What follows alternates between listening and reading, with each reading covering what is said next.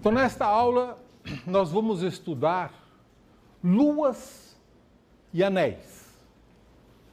Por luas, nós entendemos satélites naturais de planetas. A Terra tem uma lua. Todos conhecemos a lua da Terra e chamamos ela de lua. E, por extensão, nós chamamos a outros satélites naturais de outros planetas também de luas. Ou de satélites naturais. Muitos planetas têm luas, nem todos, mas muitos têm lua. E aqui nós mostramos as principais luas do Sistema Solar. Marte tem duas luas extremamente pequenas, Phobos e Deimos. Né?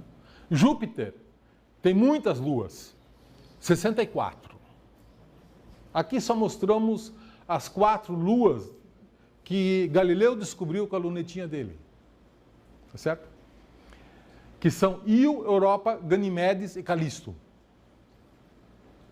Saturno também tem uma família muito grande. Urano tem uma família um pouco menor, Netuno e Plutão. Não estou mostrando aqui todas as luas. Nós vamos dar uma olhada de planeta em planeta, como é que as luas se apresentam. Sobre a nossa lua, satélite da Terra, né, todos vocês já apreciaram ela das mais diversas formas, né? E aqui temos uma fotografia da Lua vista por um pequeno telescópio, e aqui esse é o lado visível e essa é a face oculta da Lua, que está sempre em oposição à Terra, né? E a gente não consegue ver. Esta foto foi tirada por uma nave espacial. Não vou falar muito sobre a nossa Lua. Na verdade, daria para fazer um curso inteiro sobre a Lua, né? Porque nós temos muita informação. Mas se a gente fizer isso, a gente não vai ter tempo para falar das outras luas, né? E existem outras luas, né? Por exemplo, Marte tem 2 luas, Phobos e Deimos. Phobos e Deimos. Como quase todos os objetos, né, são nomes gregos, Phobos significa medo e Deimos significa demônio, né? Bom, aqui eu mostro uma foto tirada da Mars Reconnaissance Orbiter, uma nave da NASA, que fotografou Phobos em 2008 e Deimos em 2009. Vocês vejam que, além de pequeno, eles não são realmente objetos esféricos e nem seria de se esperar, porque não tem gravidade para isso, né? Júpiter, né? Júpiter tem 67 satélites naturais conhecidos. 4 deles foram descobertos por Galileu, com a sua pequena luneta, no ano de 1609. Né? São chamados os satélites galileanos de Júpiter, tá certo? Alguns desses satélites, na verdade os galileanos todos, foram visitados por naves espaciais. No caso de Io, que é Júpiter 1, isto é, o satélite natural mais próximo de Júpiter, nós chamamos de Júpiter 1, né? Foi visitado pela nave Voyager, no ano Voyager 1 no ano de 79 e Voyager 2 de Galileu no ano de 99. E esse aspecto muito peculiar vem do fato de haver muitos vulcões em Io, né? Em parte. Em outra parte, porque muitos desses vulcões ejetam enxofre, o que dá a esses vulcões essa coloração laranja, amarelo, né? Isso vem do enxofre dos vulcões. E é vulcão em atividade. Vejam aqui. 2 fotografias tiradas em épocas diferentes. Vocês vejam esse lago aqui e aqui. Tem um outro lago aqui, que estava em atividade aqui, olha, né? O outro lago aqui que não estava em atividade aqui, mas está em atividade aqui. São vulcões. Uma lua extremamente ativa. E olha aqui, na superfície, aqui na borda da superfície, você vê um vulcão em atividade aqui, né, expelindo matéria para cima, e o outro aqui. A segunda lua de Júpiter, Júpiter 2, chama-se Europa. Essa nave também foi visitada pelas Voyagers e pela Galileu em 1998, a nave Galileu, né? Em 1998, e ela tem uma característica que ela é coberta por uma espessa camada de gelo, né? Gelo fraturado, na verdade, né? Talvez a gente pudesse reconhecer aí placas tectônicas, né? Formadas de gelo, não de como são na Terra, né? Ganimedes, que é a terceira lua de Júpiter, né? Você vê aí dois aspectos, né, da lua Ganimedes, e Calisto, que é a quarta lua de Júpiter, né? Lembra muito Mercúrio, né? E até um certo ponto a lua é quase difícil, numa primeira vista, você dizer se é Mercúrio, se é lua ou se é Calisto, né? São, de fato, muito parecidos, né? Saturno tem 62 luas conhecidas. Esta fotografia aqui foi tirada pela nave Cassini-Huygens. A nave Cassini-Huygens fotografou Titã e Encélado, na mesma fotografia, né? Uma passando na frente da outra. Titã é uma lua que tem criovulcanismo. Criovulcanismo. O que é um vulcão? Vulcão é um lugar onde sai lava. Crio é muito frio, então sai lava fria. Gelo, por exemplo. Né? Um vulcão no qual você tem gelo sendo expelido, né? E Titã tem um outro aspecto também, que você pode ver aqui, que a beirada de Titã é meio azulada, né? É a atmosfera. É a atmosfera de Titã. Encélado é uma lua muito pequena. Ela tem apenas 500 quilômetros de diâmetro. Encélado caberia no estado de São Paulo, certo? Vocês vejam que Encélado é um pouco maior do que a ilha da Irlanda e um pouco menor do que a Grã-Bretanha. Isto seria Encélado. Mas Encélado pareceu muito estranho nas primeiras imagens, né? É um planeta muito pequeno, uma lua muito pequena, mas ela foi descoberta por Herschel, logo depois de ter descoberto Urano. Ele descobriu, com um telescópio relativamente simples, uma lua tão pequena. Por que isso? Porque ela é muito brilhante no céu. Brilhante não é porque ela brilha com luz própria, é porque ela tem uma refletividade muito alta. A refletividade, em astronomia, nós chamamos de albedo. O albedo é a porcentagem da luz que incide e que é refletida, né? Por exemplo, o albedo da Lua é 0,1. De toda a luz do Sol que incide na superfície da Lua, ela absorve 90% e reflete 10%. Então o albedo é 0,1, que é mais ou menos o albedo do asfalto, né? Absorve quase tudo. Encélado é o corpo do sistema solar que tem o maior albedo de todos, 0,99. 99% da luz que incide é refletida. Por isso que ela parece muito brilhante e Herschel conseguiu ver uma lua tão pequena, porque tem um brilho muito grande proveniente da refletividade. Quando as primeiras naves fotografaram, notaram uma outra coisa curiosa, que a superfície é muito jovem. A superfície de Encélado é muito jovem. Como assim? Os astrônomos medem a idade de uma superfície pela quantidade de crateras que estão na superfície. Se a superfície é muito antiga, vem lá da formação do sistema solar e nada aconteceu na superfície, o que você espera? Que ela esteja cheia de crateras, muitas crateras. Mas se nesse meio tempo ocorreu vulcão, derramou-se lava, então você tem uma superfície nova, que cobriu as crateras antigas, e quanto mais recente, menos crateras estão registradas. Vocês veem que aqui tem muito pouca cratera, então a superfície é muito nova. O que foi que cobriu essa Lua recentemente? com um material tão refletivo, né? Aí fizeram um plano, aproximaram então a nave Cassini desta Lua e descobriram que essa Lua tem uma outra propriedade muito interessante. Ela tem geysers.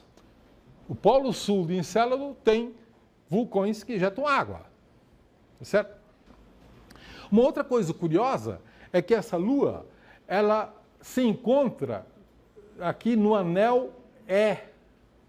Este é o anel E, aqui em vermelho, em torno de Saturno. Saturno tem muitos anéis, né? Já descobertos por Galileu. E um desses anéis chama-se anel E, e Encélados está exatamente em cima deste anel E. Vocês podem ver uma fotografia tirada pela Cassini aqui, Encélados, e aqui o anel E.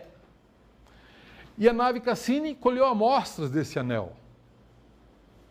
Sim, colheu a amostra desse anel. E descobriu, isso é um resultado muito recente, descobriu que o anel é composto de gelo, sal e um pouco de fósforo, potássio, o que sugere que no Polo Sul, onde estão essas listras de onça, são chamadas listas de onça aqui em azulado, isso é o Polo Sul. E é nessas listas que estão as ejeções de água. E é exatamente no Polo Sul, então, que suspeita que haja um lago sob uma espessa camada de gelo. E essa camada de gelo é fraturada e por aqui que então é ejetado essa água. Mas o fato de haver também sal e outros elementos salinos sugere que esta água já esteja em contato com a rocha, que então mineralizou a água, né? Então, se você tiver planos em um dia morar lá, você já pode contar com água mineral pronta, certo? Não só água em estado sólido, mas também água em estado líquido, mineralizada. Esta ideia de que há um lago de água líquida no Polo Sul de Encélados foi confirmado num artigo publicado na revista Science, que é a mais importante revista de ciência dos Estados Unidos, no dia 4 de abril de 2014. Bom, Cassini tirou fotografias de várias outras luas também de Saturno, né? Por exemplo, Mimas, Febe, né? Vejam como são cheios de crateras, né? Dione, Saturno 4, é a quarta lua mais próxima de Saturno, também uma foto de Cassini, que tem crateras, mas também tem falhas geológicas, né? Iapetus, que é a oitava lua de Saturno, e Efimeteus, que é esta lua que vocês já podem dizer, só do aspecto, essa lua é grande ou é pequena? Pequena. Por quê? Porque tem pouca massa. Se tivesse muita massa, ela seria redonda. E ela, evidentemente, não é redonda, né? O formato dela é meio retangular, meio quadrado. Ok. O planeta seguinte chama-se Urano. E Urano tem um total de 28 luas conhecidas, né? As principais, as mais próximas, são Puck, Miranda, Ariel, Ubriel, Titânia e Oberon, né? Nós vamos visitar agora algumas dessas luas. Voyager 2 fotografou Miranda e Oberon. Estão aí as fotografias.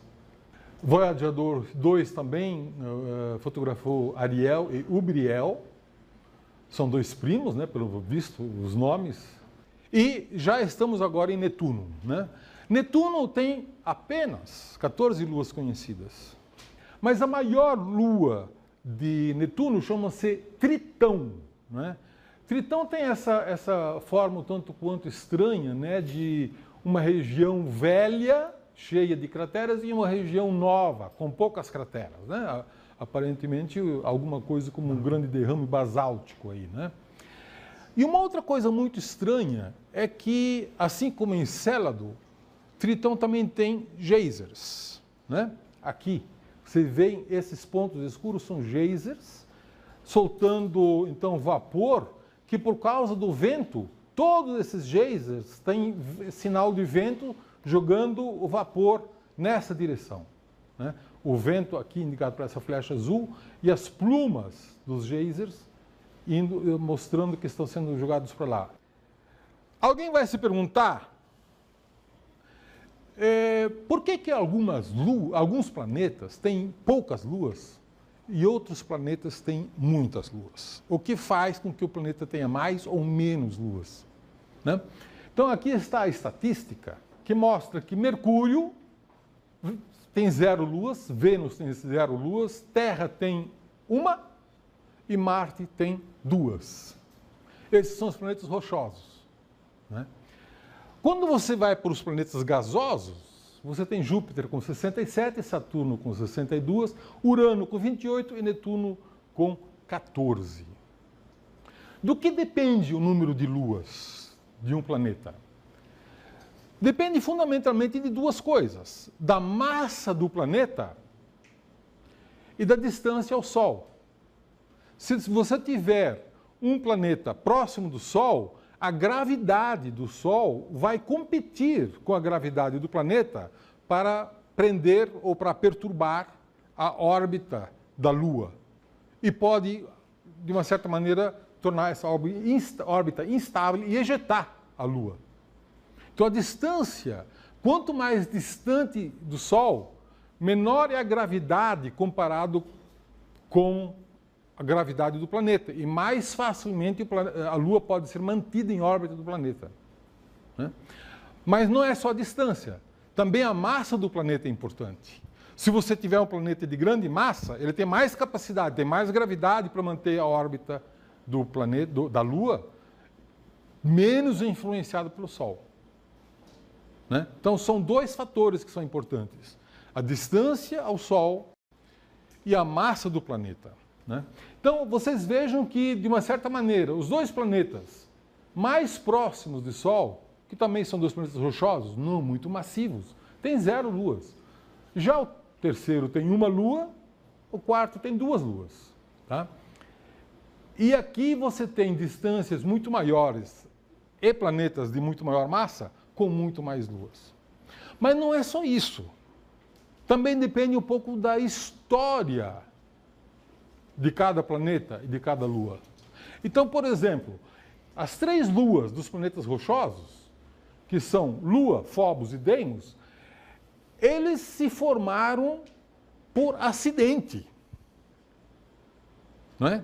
Enquanto que as luas dos planetas gasosos, os planetas massivos, se formaram junto com os planetas.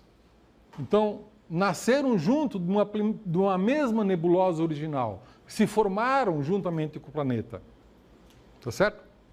Nos planetas rochosos isso não aconteceu, foi por acidente. O caso da Lua, por exemplo, a teoria mais bem estabelecida, na qual hoje se acredita, é que a Terra, depois de formada, a Terra se formou, enfim, 4,6 bilhões de anos atrás. Quando a Terra tinha 4,4 bilhões de anos atrás, um corpo do tamanho quase de Marte colidiu com a Terra e ejetou a Lua. Então a Lua foi formada por um acidente. Ela não foi formada junto com a Terra da mesma nuvem original. Foi uma colisão de um asteroide muito grande, né, que colidiu a Terra e ejetou a massa que formou a Lua. Já as 2 luas de Marte, eles muito provavelmente são asteroides que foram capturados por Marte. E também então, não se formaram junto com Marte.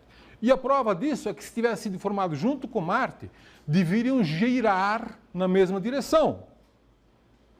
E elas não giram, elas giram em direção oposta, né? O que é uma evidência muito forte de que foram capturados. Na verdade, são asteroides que foram capturados por Marte, né? Mas Marte é um planeta mais distante do que Vênus, apesar de ter menos massa. Vênus não podia ter capturado asteroides também? Poderia. Mas Vênus está tão perto do Sol que provavelmente esses asteroides eventualmente capturados no passado teriam órbitas instáveis e teriam sido ejetados. Talvez seja mais fácil capturar um asteroide para o lado de dentro, mas mais difícil de manter, por causa da competição da gravidade do Sol. Né? Atividade geológica. Nós vimos que em várias luas, em vários planetas, você vê atividade geológica. Geológica entre aspas, né? Porque geo se refere à Terra. E o que é atividade geológica? São os vulcões ativos. Quando você tem um vulcão ativo, você tem atividade geológica ocorrendo nesse momento. Terremotos, né? Placas tectônicas, a deriva dos continentes, isso tudo é atividade geológica. Onde você vê atividade geológica ocorrendo agora no sistema solar? Na Terra, evidentemente. Né? De vez em quando nós temos notícia de vulcão, temos notícia de terremoto e sabemos que os continentes estão se afastando. Né? Em Vênus, vocês se lembram que tem uma superfície coberta de nuvens, você não vê a superfície. Mas por radar, você pode estudar a topografia e tem vários vulcões na topografia de Vênus, mas é difícil saber se esses vulcões são ativos ou não. Né? Então, um estudo muito cuidadoso, publicado no ano de 2010, mostrou que existem 3 vulcões ativos agora em Vênus. 3 vulcões ativos. Tá? Marte, Mercúrio, 2 planetas, têm evidências de derrames de lava ou de vulcões. Marte tem vários vulcões, montanhas muito altas, ainda com os domos dos vulcões, naqueles furos que tem em cima, que você pode ver, registrar. Mas nenhum registro de atividade geológica ocorrendo hoje. Todos aqueles vulcões são fósseis. Assim como na Lua, né, onde também existem derrames de lava, Ganimedes, Tétis e Miranda. Em todos esses ocorrem registros de lava fóssil, que ocorreu no passado remoto. Né? Io tem vulcões que ejetam lava, que inclusive tem muito enxofre, por isso essa cor amarelada. Né? Io é o objeto de maior atividade no sistema solar, é o objeto mais ativo. Né? Provavelmente devido à proximidade de Io, lembre-se que é a Lua mais próxima de Júpiter. E Júpiter é o planeta mais massivo do sistema solar. Então essas coisas estão relacionadas. Né? Temos ainda a atividade tectônica e criovulcanismo. Né? Vulcanismo com ejeção de lava fria, gelo. Certo? Em Europa, e Titã, além de geysers em Encélado e Triton, como nós já vimos há pouco. Né? E chuva. Chuva, nós estamos acostumados, chuva de H2O líquido aqui na Terra. Né? E é o único lugar que nós sabemos até agora onde existe chuva de água no sistema solar. Né? O único outro lugar onde existe chuva é Titã. Titã tem chuva de metano, não é de água. E lagos de hidrocarboneto. O que é isso? Petróleo. Chove metano e tem lagos de petróleo. Né? E debaixo, subsolo, tem água. Água em estado líquido abaixo da superfície, sob camada de gelo, tem em Europa, Ganimedes, Calisto e Titã. E tem um lago que não cobre o planeta inteiro, a Lua inteira, que é Encélado. Né? E Ceres. Ceres foi descoberto em janeiro de 2014, que Ceres tem vapor de água, né? Tem injeções de vapor d'água. E esse vapor d'água vem do quê? Não sabemos. Né? Falta descobrir. Ok, vamos então agora ver os anéis. Né? Anéis também giram em torno de planetas, assim como as luas, assim como os satélites naturais. Quais planetas têm anéis? Os anéis rochosos, os planetas rochosos não têm anéis, nenhum deles. Todos os planetas gasosos têm anéis. Né? O primeiro deles descoberto por Galileu. Isso aqui é uma foto dos anéis de Saturno, né? Que são, na verdade, são muitos, né? Foto do telescópio espacial Hubble.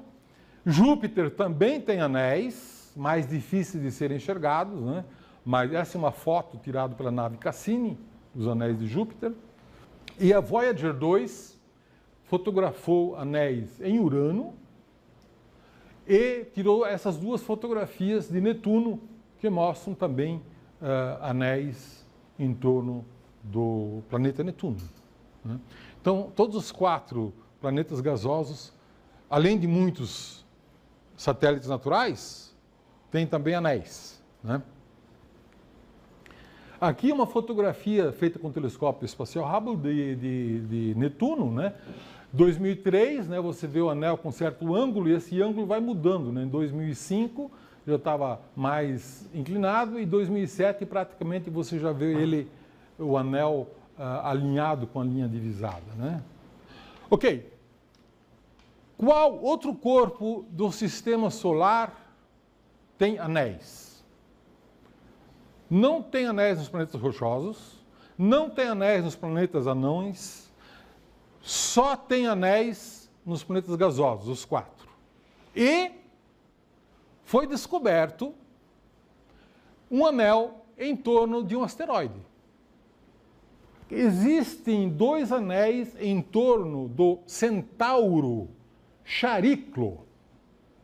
Chariclo é o maior dos centauros. Chariclo tem 260 quilômetros, né? E um grupo de pesquisadores planejou fazer uma observação da passagem de Chariclo na frente de uma estrela, né? O objetivo disso era o quê? É medir o eclipse da estrela e a duração do eclipse. Pela duração do eclipse você pode medir o tamanho exato de Chariclo, né? Então, havia uma previsão desse eclipse de Chariclo passando na frente de uma estrela. E aí descobriram, por acaso, que Chariclo tem 2 anéis. E esse resultado foi publicado por um pós-doc do Observatório Nacional do Rio de Janeiro, chamado Felipe Braga Ribas, e com um artigo com outros 60 autores, dos quais 11 são brasileiros. E esse trabalho foi publicado na revista Nature no dia 26 de março de 2014, né? Esses 2 anéis, isso aqui é uma concepção artística, esses 2 anéis receberam o apelido de Oiapoque e Chuí. Essa descoberta foi feita porque Chariclo passou na frente da estrela e, portanto, produzindo um eclipse da estrela, que era visível aqui do sul do Brasil, da Argentina e do Chile. Então, esse grupo de pesquisadores organizou diversos observatórios, né? E conseguiram, então, registrar a intensidade da estrela, que, de fato, como foi previsto, caiu a 0, quando o Chariclo passou na frente, e depois voltou. Então, em função desta duração aqui, você pode medir o diâmetro de Chariclo, né? Isso aconteceu exatamente como previsto. O que não era previsto é que antes do eclipse, houve um eclipse muito rápido e curto, e depois um outro eclipse idêntico. E quando você presta atenção, você vê seguido aqui de um pequeno eclipse, e esse aqui antecedido por um pequeno eclipse, né? E isso se explica pela ideia de que, além do asteroide, né, ou do Centauro, você tendo 2 anéis, quando isso passa na frente da estrela, primeiro os anéis passam na frente da estrela, produzindo esse rápido eclipse, depois passa o asteroide e depois passa a segunda passagem do anel, né?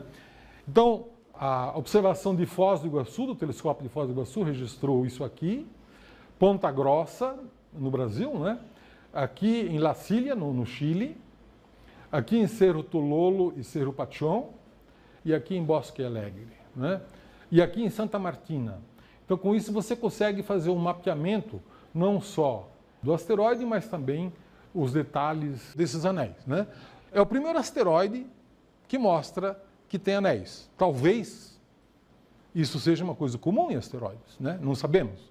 Seria estranho, né, que apenas Chariclo tivesse esses anéis, né? Talvez no futuro se descubra que isso seja algo bastante comum, né? De qualquer forma, o primeiro sempre é uma descoberta extraordinária, né?